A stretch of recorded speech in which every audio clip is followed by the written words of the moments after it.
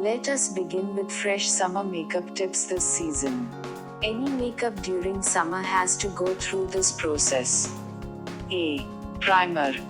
One cannot fail to emphasize the importance of a primer for the base of makeup, especially during the summer season. This is required on a day-to-day basis, be it every day or during the summer holidays. The primer will help to set the foundation on the skin without smudging through the whole day. B. Foundation. Any perfect summer makeup will begin from the foundation after the application of the primer. The foundation should be selected as per the skin tone. As per preference, you can go either for mousse kind of consistency or heavy coverage or light coverage. For summer, you can try heavy or light coverage better than mousse consistency. In case you want to go for an everyday makeup look, then try light makeup. If you want to attend parties or weddings, then try for a full and heavy coverage foundation.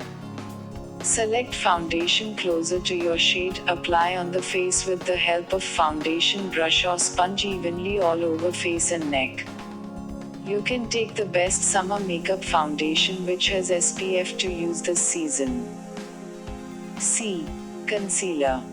The next in summer makeup tutorial is the concealer application.